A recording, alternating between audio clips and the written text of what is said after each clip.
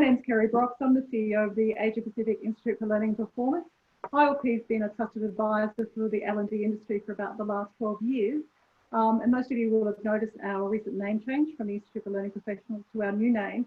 And basically we've done that to reflect our new direction of focusing on really learning and the impact it has on performance. So we're planning to do this by collaborating more with the industry to create opportunities for L&D professionals to grow their business or career, and also provide learning solutions for corporates as well. So we're basically, our mission is to enhance human performance.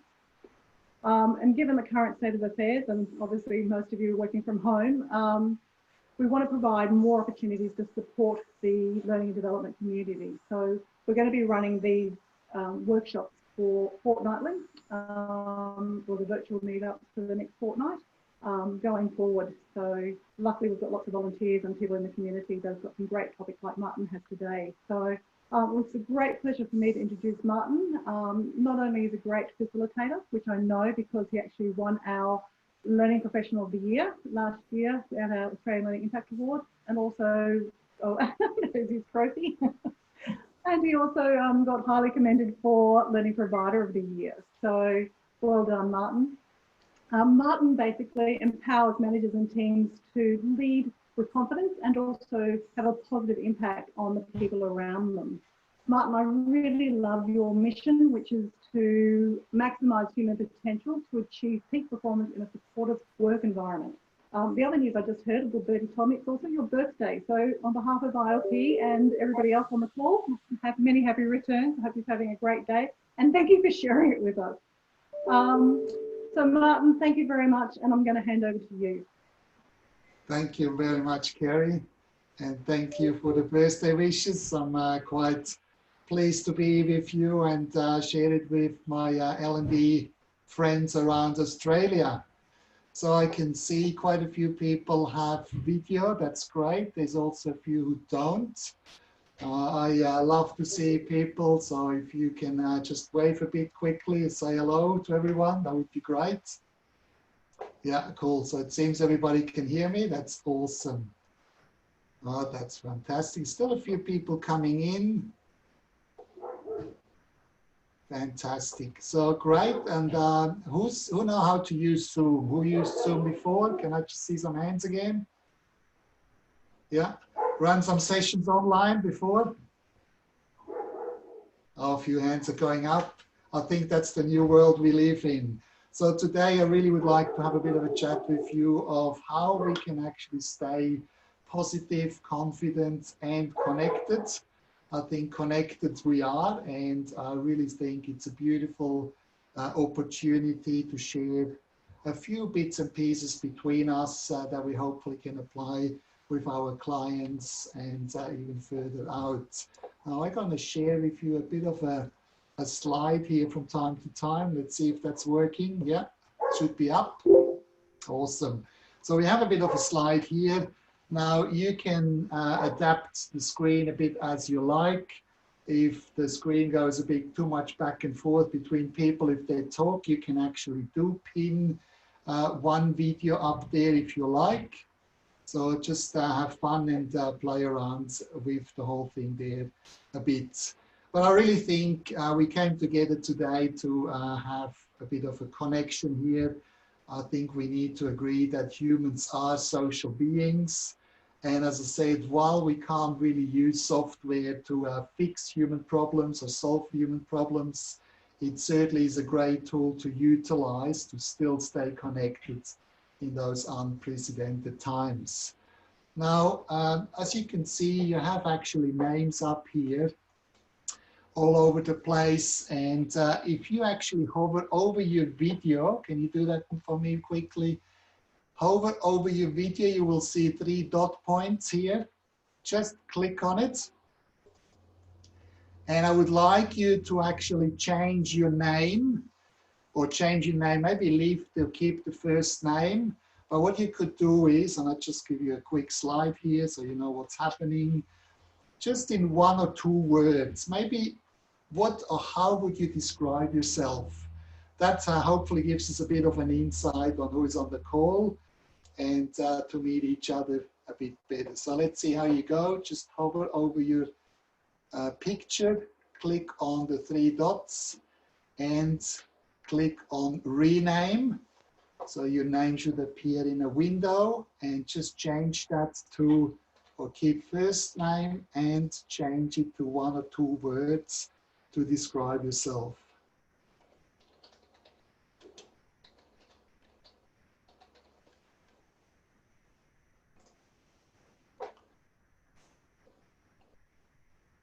Let's see how we're going with that one.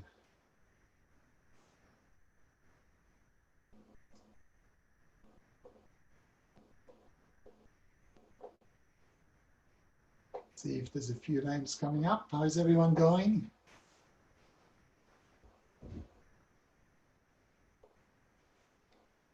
Yeah, now the video coach. That worked out.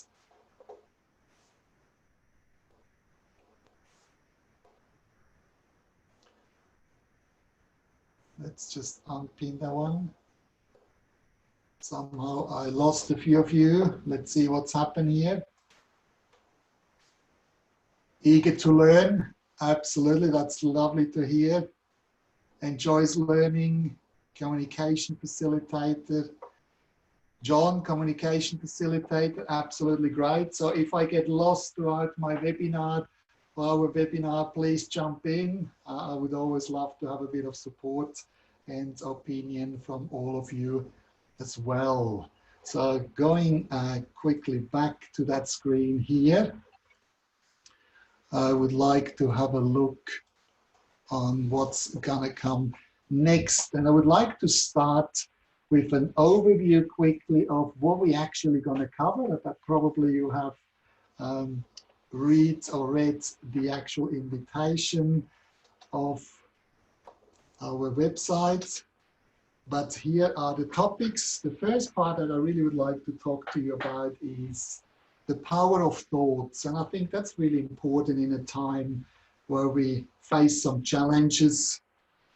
And then we're going to go into how do we scale from the inside out. So I'm a big believer that the biggest power comes actually not from an outside force, it comes from within. And I would like to explain a bit more on what that actually means to me. And last but not least, that's almost a bit of a summary that will happen there, is how do we create certainty in times of uncertainty. So I think there's a correlation between certainty and uncertainty that I would love to explore with you. And that just quickly check in, and I need to go a bit back and forth here. Who agrees with those topics? If I can just have a quick hands up there from you guys, that would be awesome. There is a hands up. Can you show me a hands up there? I somehow lost you there with the videos. If you maybe can just type a quick comment. How does that sound, those 3 topics? See what's going to come through here. A lot of people actually clocked the face. That's great. Sounds great. Great. Okay. Cool. I'm actually quite glad because I don't really have a backup plan there. So awesome. Thanks for your support. And let's go straight into that topic then. Laughing out loud. Yeah, that's me. I'm sometimes a bit quirky. I do like to provoke some thoughts or deeper thoughts, as you will see throughout the webinar. But I think we do need to be able to laugh a bit from time to time. Makes life so much easier. Now, let me get started with a bit of part of my life. I actually used to work on a cruise ship, and I was traveling the world for about 3 years. Went to almost every continent in the world. But really what fascinated me was, how does a cruise ship actually operates? There needs to be so many different things going on at the same time to give our customers or passenger a really great experience. And I always love metaphors when I do some training, because metaphor really stick with people and we can relate to. And I was always asking myself or wondering, who is in charge of a cruise ship? And I'm just handing over that question to you. Just type in a comment. Who do you think is in charge of a cruise ship? Let's see what comes up. The passengers. Who else? Who is in charge of a cruise ship or a ship in general? The captain, the cruise director, the captain, the captain, the captain. So the captain is coming up quite a few times, which I love. And actually spot on. I think the captain is the brain of the whole operation. It's the brain of the cruise ship. Makes a lot of decisions. Good question from Julie. Yes. Team led by the captain, so we have a team in there as well. The cruise director comes up. There's a few other captains coming up. I quite often experience that, yes, the captain is showcasing the cruise ship. The captain is the face or the brain of the cruise ship. And myself, I used to be a chef. Me working away in the galley, usually where the bullseye are on the bottom line, or sometimes even below the ocean level. But I think we were actually the heart of the ship. The heart of the ship. And as a metaphor, what I realized is actually, and because I worked for a lot of different captains throughout those years as a chef, I realized that when connection and communication go down, so does creation. And what I mean by that is, when the captain is not clearly communicating with the team, when the captain is isolated only on the bridge, it doesn't actually go and visits the laundry and the galley, there's a lack of connection and certainly a lack of communication. And this is where often the problem really started on a cruise ship. And if the connection and communication go down, so does creation. Ultimately, we need to be careful that we don't face a mutiny. A mutiny where the team doesn't agree with the captain and the captain doesn't agree with the team. So there's a bit of a gap. It's not aligned, in other words. Now, how does that relate? And I just hand that question back to you. How is that metaphor related, or how does it relate to us as learning and development professionals, as educators? What can we take away from that metaphor? I'm just curious. Let's see what's going to come through here on the chat box. See if I can keep up with all the comments. What do we take away?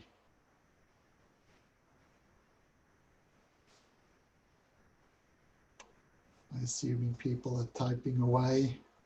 Everyone needs to know who is in charge, absolutely. We need to keep connected with the people we are developing, yes, absolutely. It's so important because there's so much or so little we can do by ourselves, but so much as a group. And I'm actually quite thankful to ILP to have that platform to connect learning and development professionals, to share some experiences, and even me today to share some of my insights. People need to have confidence in who is in charge. If the question is who is in charge of the training, then I guess the learner. And I love that as well. There's so much great stuff coming through here. Talk to your students, attendees, let them know who is, what is planned. Absolutely. So communication is such a vital, important part. And I think we can utilize this metaphor as well in a sense of ourself. Let's have a quick look. What I mean by that is, if we look at ourself, there is the articulation, there's the mental health in some sense, there's our brain, what we do inside of our head, which is a big part. And I think this is, from a metaphor point, The brain of the ship is the captain. The brain who makes conscious decisions really is the captain. He needs to look ahead.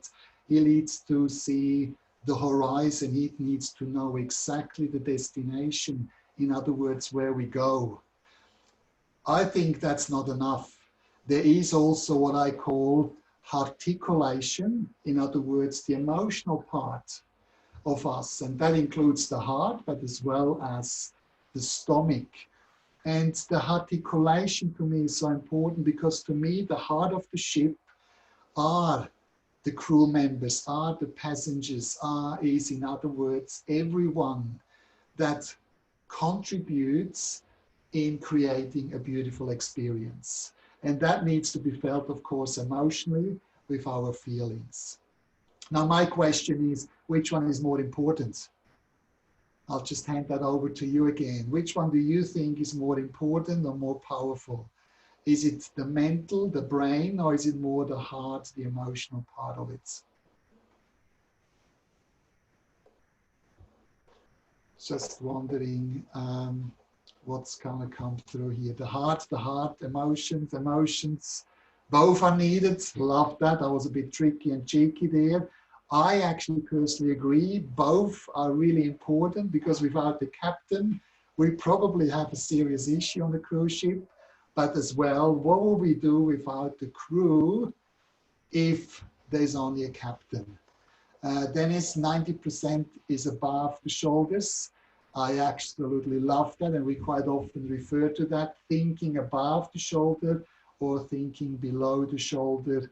I would say the unconscious is about 80-90, so below the shoulder or below the neck, because it's a tremendous amount of work that is actually coming through all the staff members working behind the scene on an unconditional or unconscious level almost, where passenger don't even understand and feel all the hard work. I think it really is that balance, and I just put a bit of a balance underneath here. It is coming back to having a great conversation with ourselves. In other words, thinking, but also feeling, that we can articulate really well what it is that we want, where we want to go, but also tapping into our emotional intelligence, in other words, to be able to recognize, express, and control our moods and feelings, which I think are absolutely vital. So let's start off with the power of thought. Let's go in a bit further here. And I just have another question for you here. How many thoughts do you think we have per day? Now, I'll just show you on the slides, and we have prepared a poll as well. We have as an option, how many thoughts do we have per day? Not enough. We have about 600 thoughts per day. We have 6,000 thoughts per day. We have 60,000 thoughts per day. Or we have too many, they never stop.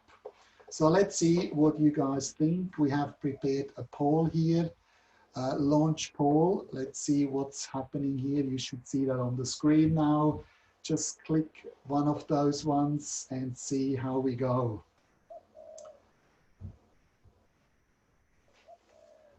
Poll is coming through. There's quite a few people clicking. That's awesome. I'll just give you a few more seconds. Just pick one. And there's a bit of a race actually between, surprisingly, 60,000 thoughts a day and too many, they never stop. And I'm just curious, who's going to be the winner? Is there any more people coming through, or do we have all of it? I think we do. 17 out of 20, 85% voted. Somebody else wants to have a chance. Probably some people on the mobile phone will be not able to do it. So we end that poll and share the results. The winner is too many, they never stop. And yes, it always puts a smile on my face. It actually quite often ends up that way. In fact, we have about 60,000 thoughts per day. So 60,000 thoughts, but I have to agree, it even happens to me as well. Sometimes they just don't stop, and there's so many ideas in my head. It's about controlling them, and it's about to stay in control of those thoughts. So I stopped sharing those polls. Thank you very much for your participation. And we're going back to that slide here. Another thing that I always interested is, we think all day long, we have too many of those thoughts. Can somebody help me to explain what are thoughts in fact? What are they? I'm just curious what's going to come through here. How would you describe to me what thoughts are if I have no idea what thoughts are, in other words? And I just share the PowerPoint with you again so you can see what's happened here. So that should be back on track. So what are thoughts? Just see what's going to come through here. The consciousness of information. What else is going to come through here? What are thoughts? It's almost difficult to answer those questions. It's something we do all day long, but how much do we really know, or how do we explain those things that we are doing all day long?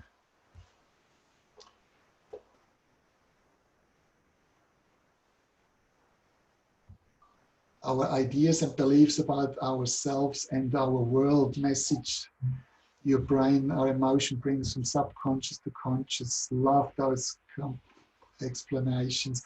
Way of looking at scripting what is happening around us. And those answers, they're all correct, absolutely, and I can really relate to those ones. Now, what comes through from Wikipedia is something along those lines. Thought can be referred to the idea or arrangements of ideas that blah, blah, blah. It actually goes on and on. I read it the whole thing, but I really couldn't make sense of what they actually meant.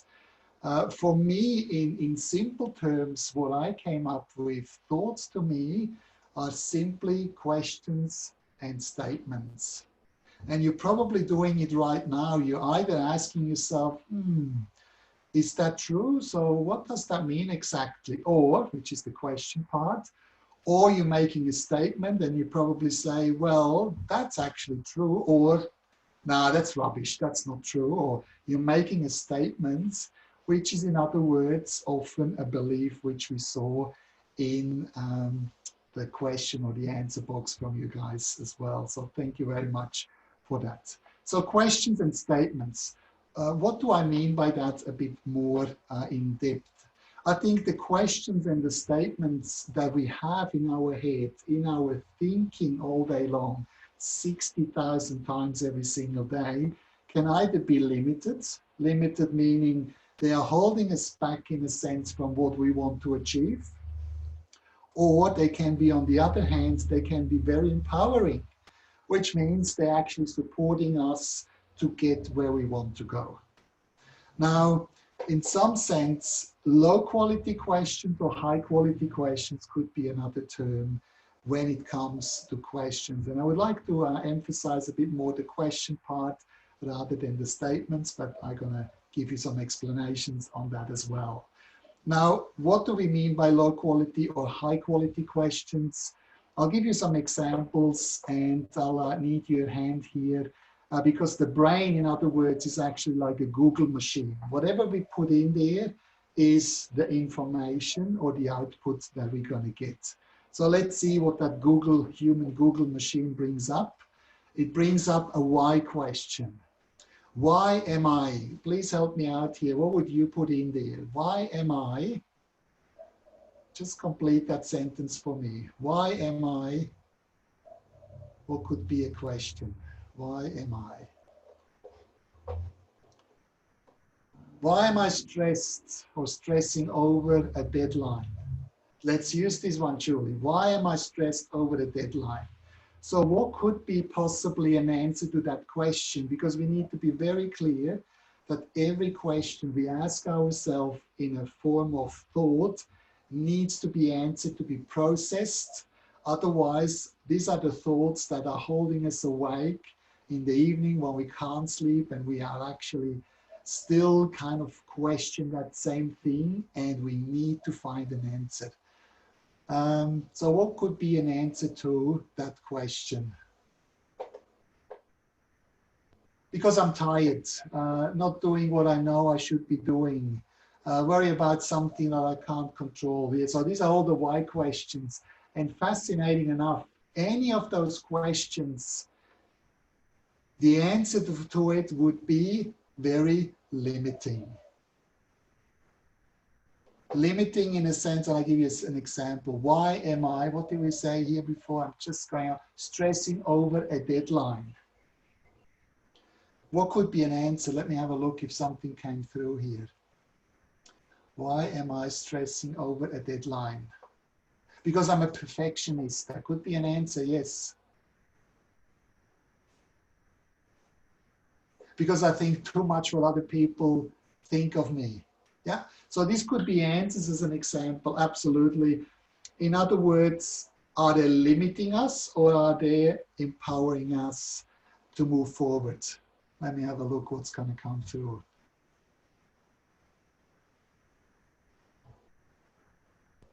Yeah. If it's a real deadline, I'll be dead. Yes.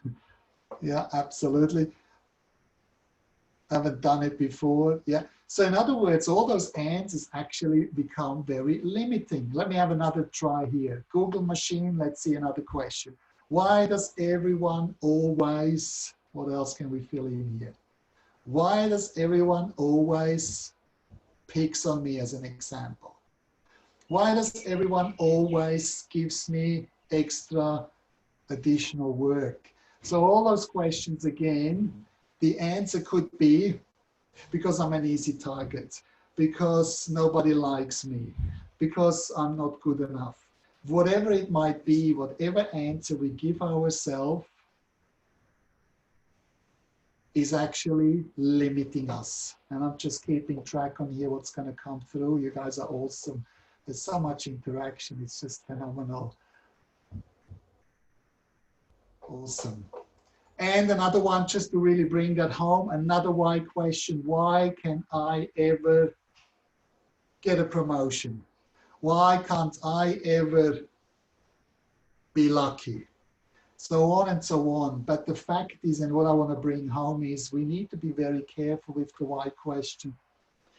Even when I worked in formal education, how often did teachers ask that question, why have you submitted your assessments late again? The challenge with the why questions often is they actually focusing on the limitations. They're focusing on the problem. Now, not to be mistaken with the why of the purpose. That's a very important one. I think one of the most important questions, such as, why am I here? What's my purpose, in other words? That's a very important question. But in general, we need to be very careful with the why questions because they're focusing on the outside. They're focusing on things that probably are not even in our control. They're focusing on limiting thought processes. Does that make sense? Just checking in with you guys. Yeah, awesome. Now let's see with high quality question. I put a few other questions up here. Let's see what the Google, human Google spits out here. What is good about this situation? Now let's just focus on the coronavirus for a second. And I know sometimes it can be difficult to see good things in challenging times and situations, but what could be good about this situation? Let's see what comes through from your end. What could be possible answers to that question? Scientific collaboration, slowing down and taking time to think. More time at home with my family and pets, including my 17-year-old dog.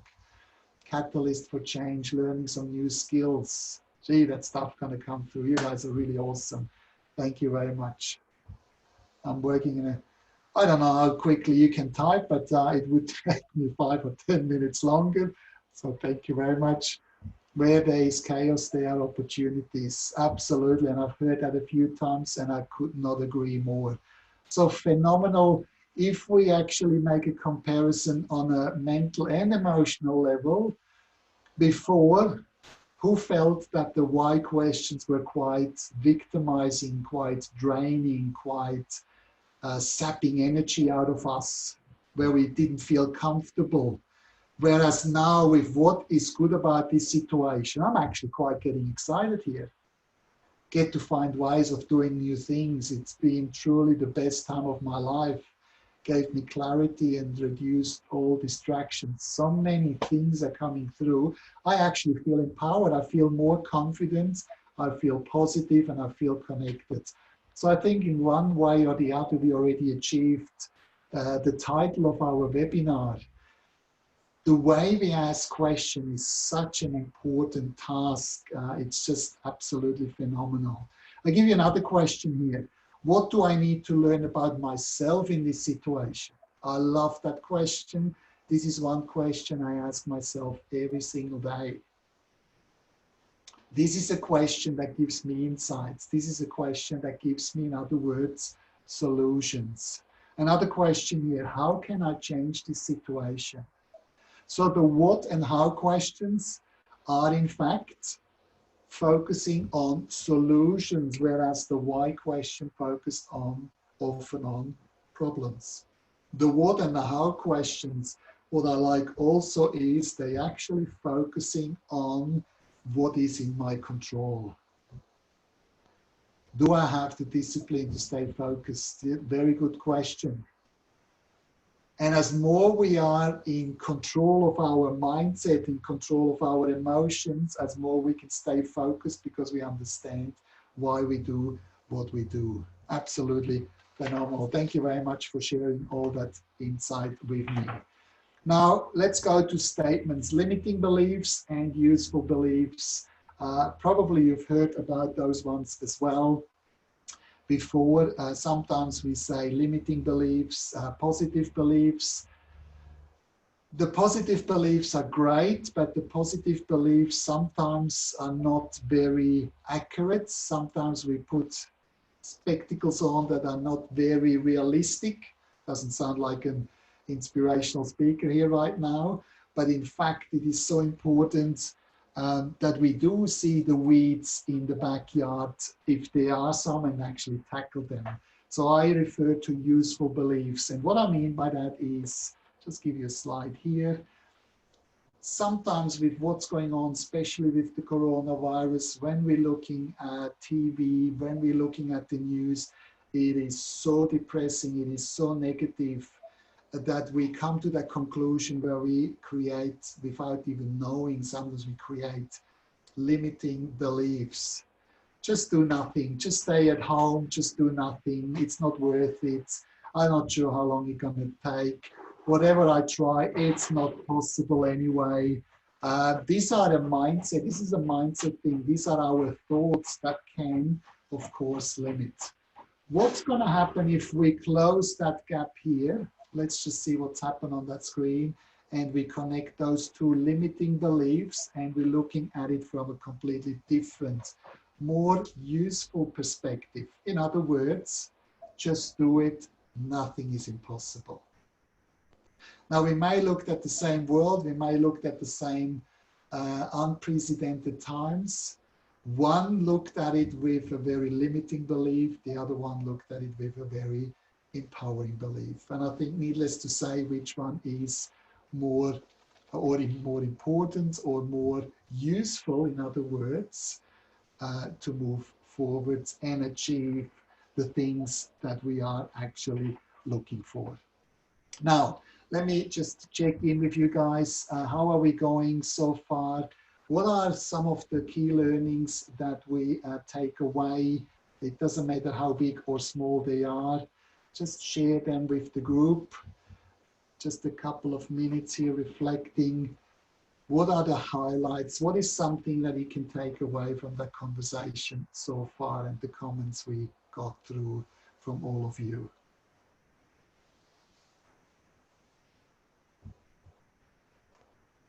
Just see what's going to come through. People are typing away, which is awesome. The power of language to limit or expand beliefs. The power that the correct thinking response can give you. Ask myself those daily questions. Absolutely. And we need to be very clear, the world doesn't change outside of us. We're still facing a worldwide challenge. I just said to my beautiful wife and business partner recently, I don't really like the linguistics we use around the virus. I'm just thinking of social distancing. I think it is so wrong because it's not social distancing, it's physical distancing. We need to socialize even more than ever before because we are in isolation. Social distancing is more important than ever before. I need to say that again, but from a distance. And I think setting up an online webinar or a virtual meetup is just sensational. So thank you again, ILP, for giving me the opportunity, and for everyone I'm sure I can speak about, to bring us together and spend some quality time with each other. Agree, the reflection on the questions I'm asking myself in this moment, absolutely. Asking a series of why questions that can be quite empowering because it can help you get to the root cause of problem. Thank you very much for bringing that up. Social and curious, love it. Actually, thank you for bringing that up. Sometimes we do need to ask why questions. Yes, we do need to ask why questions, and there's methodology of asking 5 why questions in a row. Follow up why questions to really get to the root cause, which I agree. Once we get the problem, and I think we have established the problem, then please switch right away to solution-based thinking. If it's in meetings, if it's in conversation with yourself, in other words, your self-talk, whatever it is, swap. As soon as you identify the problem, go into solution-based thinking. Awesome. Just see what else can come through here.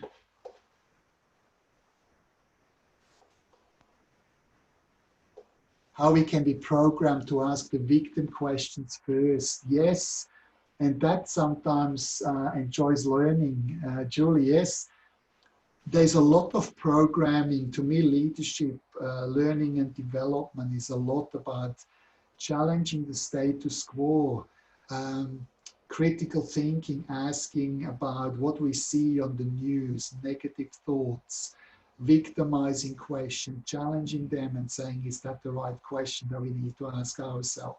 Are there more powerful, more empowering questions that we can ask ourselves to move forward? Absolutely. So great feedback coming through here again. Self-awareness. Yeah, cool. And by the way, thank you very much for that as well. There are actually quite a few books here. I'm sure you've seen them around. The power. Can you actually see me still on the video with the PowerPoint? Just give me some feedback. Yes, cool. So you will probably see there's The Power of Now by Eckhart Tolle. It's quite a great book. I really love it. Some of them may have questions. Yes, that's my critical thinking, but it's certainly a recommendation. I also have one book that I read recently, The Power of Beliefs. Really great book by Rick Schnabel. He talks a lot about how many beliefs we have, and most of them we are not even aware of.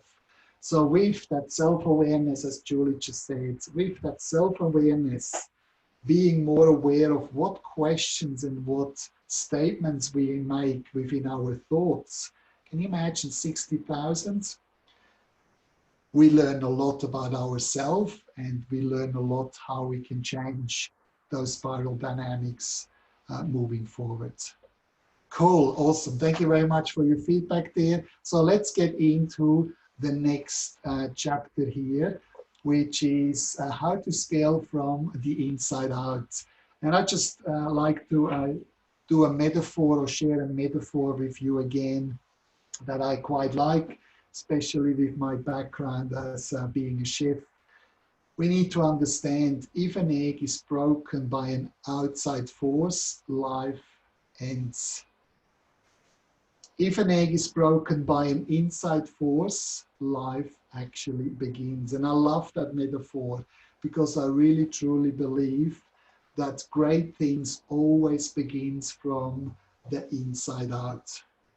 And as more we can connect our mental, our brain, with our heart and also the gut feeling, especially for kinesthetic people, as more this is aligned, as more congruent, as more authentic we get in our approach in moving forwards and how we're dealing with life, it really helps us to break through from the inside where a lot more new life absolutely begins. So I just wanted to share that metaphor with you. And Louise just joined in. I'll just quickly unmute. Thank you. Apologies for the delay. No, that's okay. Welcome, welcome. Just join in. You were just going into the second topic. Thank you for popping in. I'll just put you back on mute just to have the quality of the sound as good as we can. So how do we scale from the inside out? So that's the metaphor I really wanted to share with you. Now, also a great book that I would like to outline here. Anthony Robbins, of course, I'm sure you know his face, Awaken the Giant Within. That's a huge book, really a good one. As you can see, I worked my way through. There's quite a few bits and pieces highlighted. I highlighted actually quite a lot. It just indicates how good the book is. So while we're in isolation, maybe something to go through, really a lot of good information on how we can scale from the inside out. Cool. So let's go in. Certainty. How do we create certainty in times of uncertainty? And I will get back to the previous topic because they really go hand in hand. Now let me ask you another question, and I need your insights here. What do we really truly have control over in life? It's quite a deep question, but you may see I adjusted my name as well as you did, Martin, thought-provoking. So let's see what's going to come through with that question. Ourself.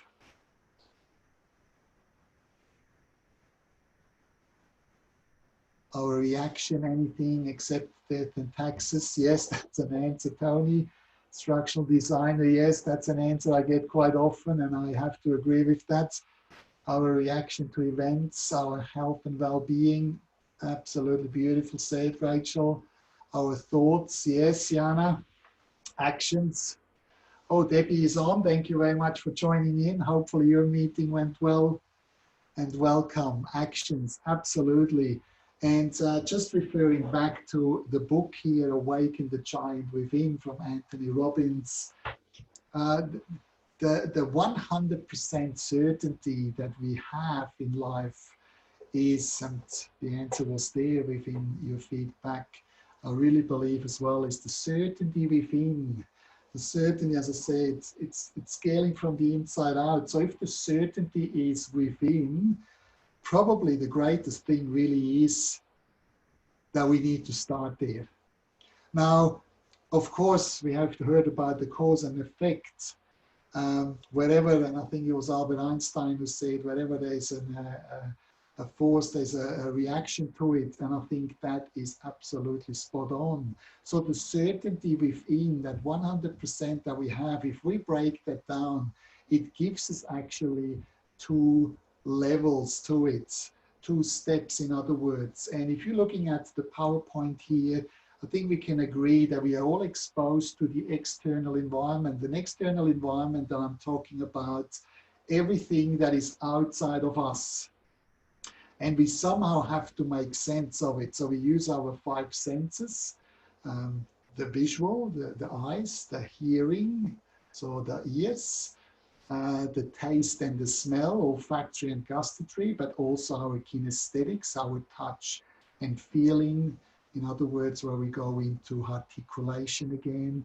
And with those 5 senses, we filtered in information. We need to make sense of the outside world, and this is how we think, this is how we see the world. Now, Carl Jung said beautifully, we can never see the world the way it is, only the way we are. In other words, we filter in information based on preconceived information that we already have. Our neuron in our brain that's shooting back and forth, that already have connections between past experiences, decision making, our thoughts, our emotions, our attitude, and so on and so on. Time, space, matter, and energy, quantum physics, in other words. And therefore, we creating a replication of our external world internally, and that needs to match. So the certainty within has two steps, as I said, and the first step is how we filter in information from the outside world. Now, the way we interpret things, we have 100% control over. Now, sometimes that's a hard one to swallow, because as more we are in the why thoughts, as more we are in the victim mode, as more we believe external world has a power over us. Because of a coronavirus, because of the unprecedented times, I feel deflated, I feel anxious, I feel stressed, whatever it is, you fill in the blanks. And quite often you will see that within your clients, especially in the learning and development fields.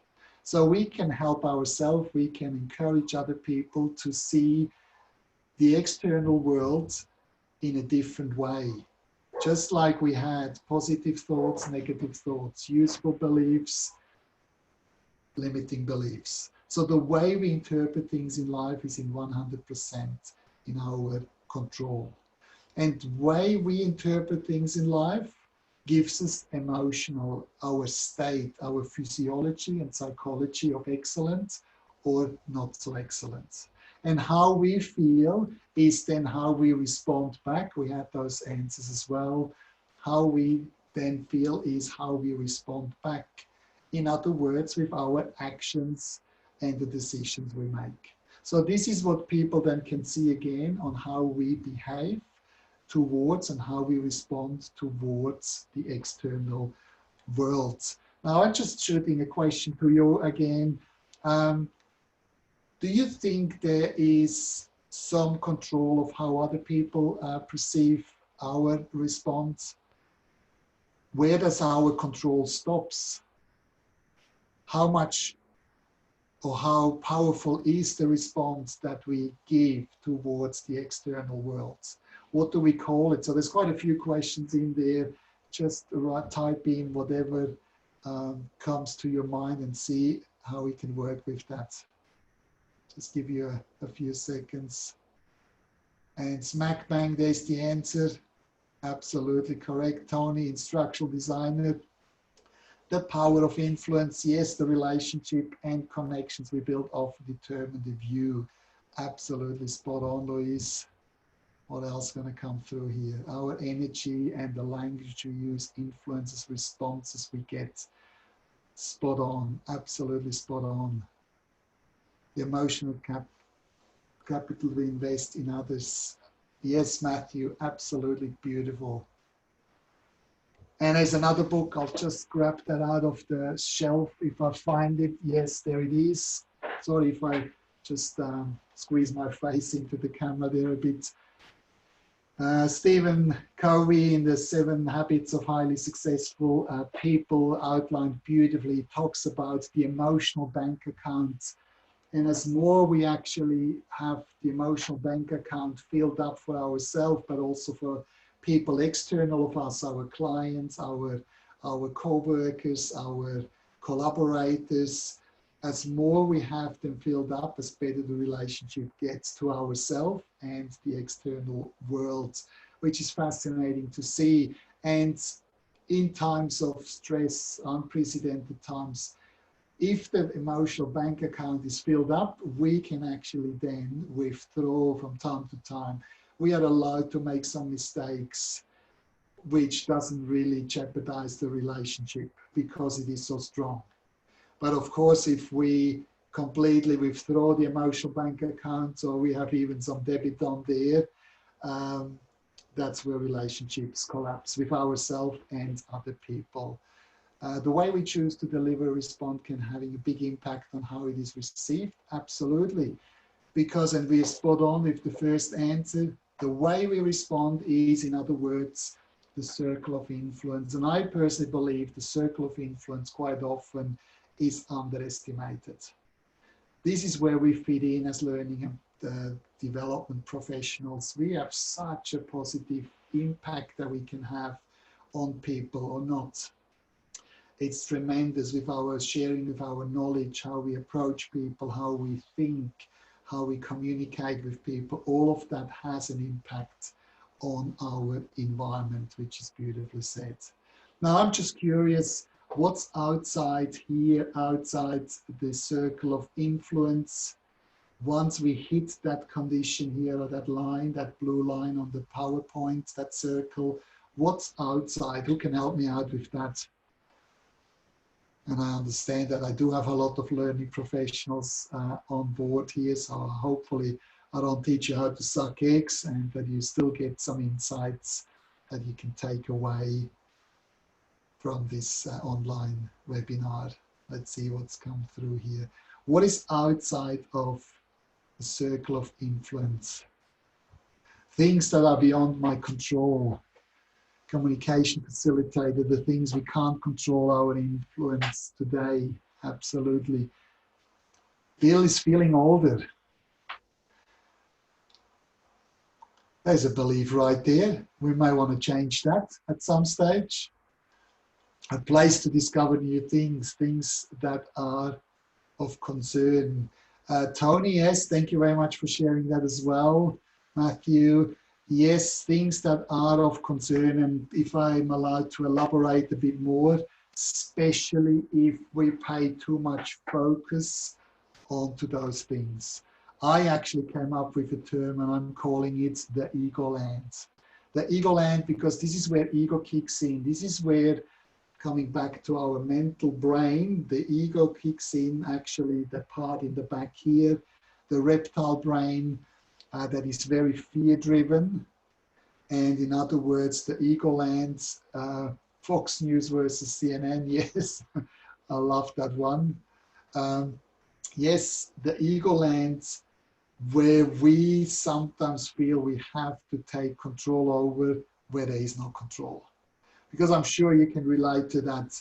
Whoever tried to have control over your clients, control over your kids, control over your partner, control over your in-laws, control over you fill in your blanks there. As more we try to have control over those things that are in ego land, what's the outcome? What's happening? What's happening to our health and well-being if we leave and pay too much attention to the ego land? Let's just see what's going to come through here as well. Lose control or loss of control, yes, absolutely. What's happened to our emotional state? We talked about articulating things. What's happened if we put too much energy into the ego land right there? Breakdown of relationships, stress, absolutely. Fear, well said. That's where the fear lives. Absolutely. Greater uncertainty. All those wonderful answers kind of coming in. Frustration, anger, stress, exhaustion, story, all the negative energies or the negative emotions. And thank you for the answer. Anxiety kind of come through. Lost sleep, all those kind of things. Yes, all spot on. Let me elaborate a bit more on emotions. Now, why do we feel emotions? What's the purpose of emotions, in other words? To me, emotion is actually coming back to communication and connection. If we cut off emotions and we push them aside and say, go away, or I don't have time to listen to you right now, what's happened to the emotion? Is it increasing, stabilizing, or decreasing? It is increasing, because emotions are quite strong. It's the crew, remember the cruise ship. It's the crew that starts the mutiny. It's the crew that gets in and says, hey, Captain, I know you're the brain of this operation. I know you're the brain, you're the face of the cruise ship, but I'm completing about 90% of the work here. So I want you to listen. Emotions to me is actually nothing else than communication, emotion communicating to us, unconscious communicating to conscious mind how we are doing. And whenever we feel any negative emotion, it's an indicator that we are not on the right track. So I'm just curious, when we swap the whole thing around and say, okay, why am I frustrated? What's the purpose of that emotion of being frustrated? Once we stop, once we listen in, Captain, connecting with the heart now and say, what do you want to tell me? What's happened to the emotion? Is it increasing, decreasing, or does it just stays about the same? In that case, it starts to decrease because we're creating more self-awareness, we're connecting, we're balancing, coming back to one of those first slides, we're balancing mental and emotional health, well-being. We're aligning that more. It's balanced now where people start to connect and communicate together, or in fact ourselves. So I think there's a few great learnings within that metaphor as well. Thank you very much.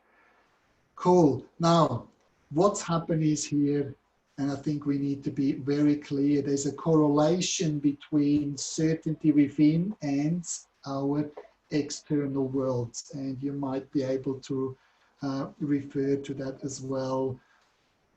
What I've witnessed over the years and working with a lot of clients and coaching in leadership and human behaviors and mindsets, the more certainty we have within ourselves, the more we believe in ourselves, the more high quality questions we ask ourselves, the more useful beliefs we create for ourselves, the more chaos we can actually deal with externally of us. In other words, if we lack certainty within because we have limiting questions, limiting thoughts, limiting beliefs, where we buy into all the bad news, where we feel that we don't have any power over things externally, where we focus too much on the external, as less certainty and confidence and self-esteem we have within ourselves, as more we try to have control external. And we know already the impact, as more we try to focus on the things that are not in our control, as more we feel stressed, as more we feel anxiety and ultimately burnout, because we put energy into something that we can't control, so therefore no energy is coming back. It's not sustainable. And I hope that makes sense. Just checking in, how we going? Am I just blubbering on, or am I actually making sense still? Awesome. Yeah, fantastic. That's great stuff. Yeah, all on track. Absolutely. Some great points made. Keep going. All right, that's fine. And I really want to bring you in at this stage because I think we already covered a lot.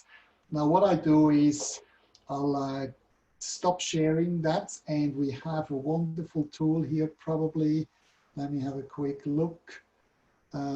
Breakout rooms. Now I will open up a breakout room for you, just for about 3-4 minutes, so you can have a say as well. You can have a chat with different people. I will just allocate a few people randomly.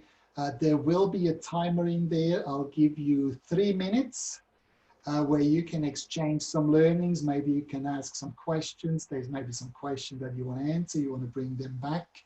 But I give you 3 minutes so you can have a bit of a chat. What have you learned? What are some key takeouts so far? Please share. And I'm just working on breakout rooms here, and I'll just create some as we speak. Create rooms. Let's see, we have about 5 rooms, great rooms, fantastic. So there will be about 4 people within your breakout room, and I'll send you off, and perhaps if there's enough time, I'll stick my head into one or the other one to see how we're going. I open all the rooms now. So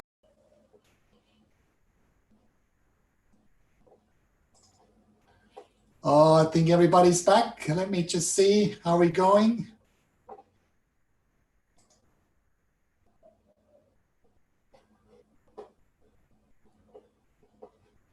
Is everyone back? Let me just check that out. Yep, looking good. Cool, good stuff. Awesome. Let's go back to the screen. Fantastic. So you should be able to see the screen again. And I'm just opening up the chat box here, so I can see what feedback coming through. Let's just share for a minute or so. What are the learnings? What are the things that you exchanged in the chat, in the room? If I was able to pop in my face in a couple.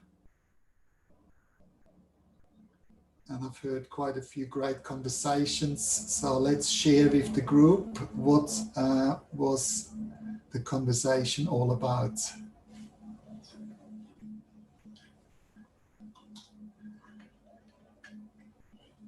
We're getting to know each other mostly, yes. Do apologize that there was not more time, but I think the most important part has been ticked off in that case. It's always great to build some connections. What positive things people are doing to maintain the certainty and control. Oh, fantastic. Thanks, Tony. What else can we come to? A change or a chance to swap notes on how COVID affects us. The certainty of uncertainty. Yes, this uncertainty is the new norm, so we need to have a lot of certainty for ourselves. We had a great chat. The importance of focusing on what you can control, the decisions you make about your responses. Fantastic. And can I just elaborate a bit more on that? We talked a lot about the news, and that seems to be something that's stuck with people. Just sticking my head into the breakout rooms. It's all connected. All the content that I work or show or give you insights today, they're all connected. Now, we spoke about limiting beliefs, a lot that we don't even know. I understand at times those unprecedented times can be a bit scary. They can bring so much uncertainty. And therefore, it is even more important that we believe in ourselves, that we support each other, that we speak a language of certainty and empowerment with our clients, especially in learning and development, that we balance that certainty and uncertainty, which is almost like people being pushed out of the comfort zone way too much. They're outside in the comfort zone, which we call the learning zone. It's a topic by itself, but I'm sure you understand what I'm talking about here. If we push them over the edge, literally push them over the boundary condition of the learning zone, we push them into the stress and anxiety zone. And then people will go back into their comfort zone even more and retrieve. So this is not what we're looking for. Now, the news have such a negative impact, 60,000 thoughts. As longer we watch negative news, as longer we watch or listen to negative news, as more it impacts us, as more it takes away our power of believing that we don't have power anymore, if that's the right word. So let's utilize, when we watch news, do we have control? And I just, can you still see my slide? I do believe it's there. Yeah. Let's just ask ourselves, when the news are on, do we have any control over what is screened or shown in the news? Do we have any control over what is actually delivered and screened on the news? No, no. No, so we agree. We have absolutely no control. Now we have a choice. Do we want to get really aggravated about the negative news and how they should actually focus on good news and why are they so negative, which makes us even more negative, so there's more effect on us? Let me ask you another question. What do we have control over when it comes to news? We have a choice on which news we want to watch, absolutely. Our reaction, and the reaction could be use ABC app filter, yes. Reducing the news. We have control over the remote control. We have control over switching the channel or switching off the TV. We have control over how long we want to consume and how long we want to be affected by it or not. So it's much more powerful to focus on what is in our control than what's not. Such a beautiful example and so simple, but powerful. And I love what Leonardo da Vinci said. Simplicity is the highest level of sophistication. And I have a choice on how I use the information. Well said, Eileen. What I watch, what we choose to believe, and how we react. You guys are absolutely amazing. There's so much gold, and I'm sure ILP will share the recordings with you as well. So please share, and I'll just go back to my slide, and I'm conscious of time. We're running really well on time. Now let's summarize the whole thing. And I had a bit of an epiphany once I did a bit of Tai Chi. That's one of the things I do for my mental health and well-being. And I went to Williamstown, just outside of Melbourne. I'm in Victoria. And I did some Tai Chi on the beach. And while I was in that thinking space and inspirational space, I did realize, and coming back to how we scale from the inside out, I realized that every time I think or you think the problem is out there, you actually empower what's out there to control you. In other words, as more we let coronavirus impact us, and I say that with all respect, I do understand it has an impact already as it is. Yes, we need to stay home. Yes, we need to protect ourselves. Yes, we need to do physical distancing, social distancing. See, I'm already conditioned to use physical distancing. We need to connect with each other. We need to socially connect, but physical distance. But what I'm saying is, as more we feel that corona is the problem, as more powerless we feel. Whenever we feel another person is the problem, the workplace is the problem, whatever it is, that the problem is external of us, we empower what's out there to control us. And let me ask you that question. If that external thing really is the problem, would we not be better off to actually hold on to our power to deal with it? I think that answer is quite obvious. Of course it is. So in other words, what I've learned is, and there's a second part to this quote, what I've learned is our mindset, or your mindset, my mindset, needs to shift from what's out there has to change first to what changes can I make in order what's out there. And again, I think we are closing the circle here, because when we ask those what and how questions, what changes can I make in order to change what's out there, I'm actually empowered because I have solution-based thinking. I focus on the things that are in my control. I can pick up the phone and connect with my clients, which I actually do. I actually have a target that I will call up current clients, ex-clients, potential clients, friends, family, whoever it is. 5 phone calls every day just to check in with people to see how they're going. Sometimes I get 5, sometimes I get only 2 or 3. That's fine, because the conversations are a bit longer and a bit more deep and hopefully a bit more empowermentful. But this is the way I'll change what's out there with my internal power and inspiration that I share with other people, which gives me also inspiration and motivation to keep going, because I do know that make a difference in the world. So please keep in mind, and I think Ralph Waldo Emerson said rightfully, what lies behind us and what lies ahead of us are really tiny matter with what lies within us. So I just want to give you the opportunity to ask a few bits and quizzes, a few questions if there are still any. Please share a few more highlights if you would like to. Would really appreciate your feedback. Great suggestions, Martin. Call a few people each day. Yes, it is so important. And I think one thing that we also need to learn is we need to stop being or pretending to be superhuman. We all are emotional. We all are sometimes affected by things. So we do need to encourage each other to keep going. We do need to focus on the positive things. We need to share. We have a sense of connection. As I said, we are social beings. So let's keep that conversation up.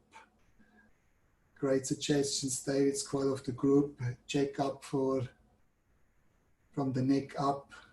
Do it daily, absolutely. Thinking above and below the neck and have that connection. If connection goes up, if connection and communication go up, so does creation. So there's also the upward spiral dynamics, in other words. And I believe if we are able to maintain connection and communication, especially in such a great environment as we have with ILP, I think we are safe. I think we can be very positive and look into a bright future. I think coronavirus has an impact on us, but also offers a lot of great opportunities. For myself in leadership, I know that I was influencing people on change management, flexibility, working from home for many years. And you know, there was a lot of resistance. It's not possible. We can't do it. There were so many limiting beliefs that we have to chip away from.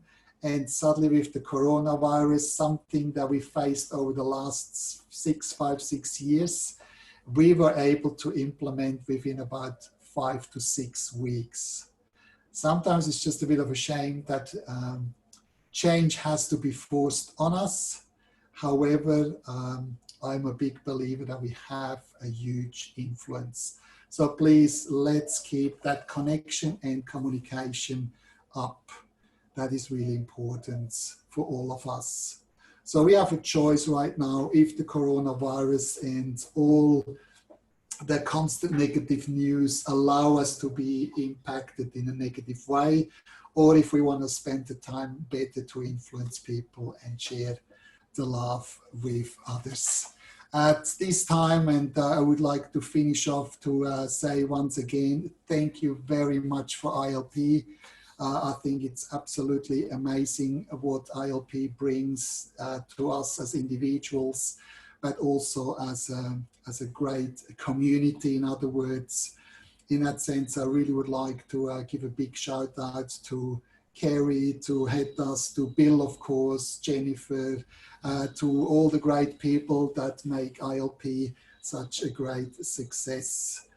And I believe ILP, I know there's actually a new website, maybe Kerry going to talk a bit more about that, but I do know, and I picked it up, there's about 4,300 members, so a lot of connection and communication.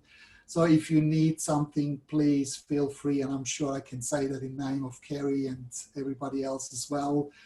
Please feel free, go on the website, have a look for the great tools that are available, have a conversation and stay in touch. So thank you very much for having me as well. And I hand back to Kerry.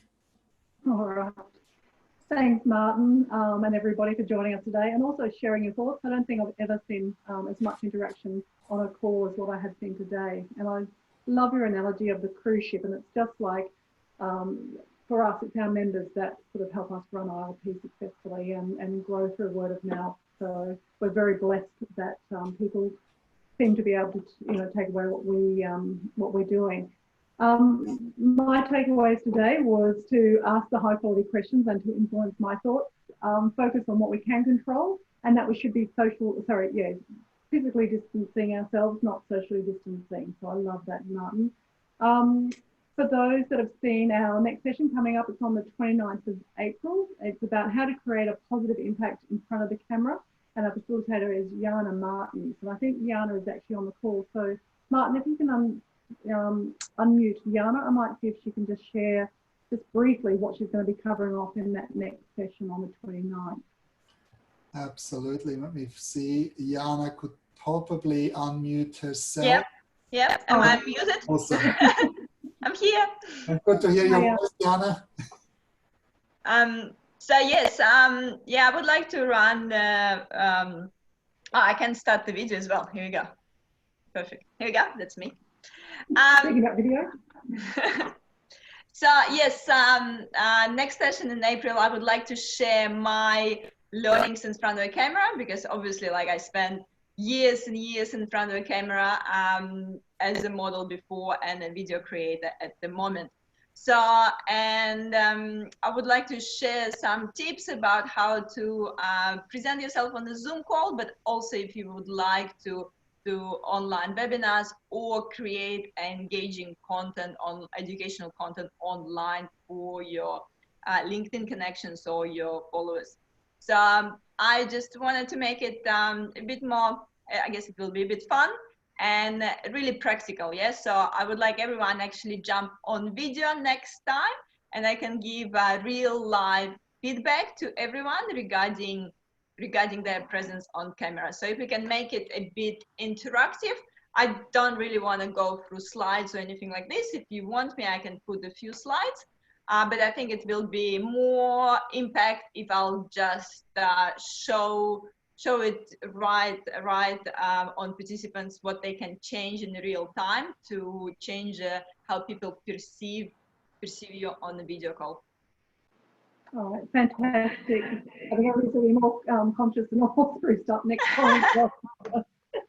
Once again, thank you, Martin, for your enlightening session this afternoon, and everybody for joining in and contributing to the discussion. Stay safe, stay in touch, and I look forward to seeing you on the next call. Thanks, everybody. Thank you, everyone. Have a wonderful day. Thanks, Martin. Good seeing you again. Thanks, everyone. Thanks, everybody. Thanks, Martin. Thanks, everybody. And thanks, Martin. Very generous of you. Thank you to hear that. Thanks for sharing. Thank you. See you. Thank you, Carrie. Everyone, have a wonderful everyone. day. Thanks.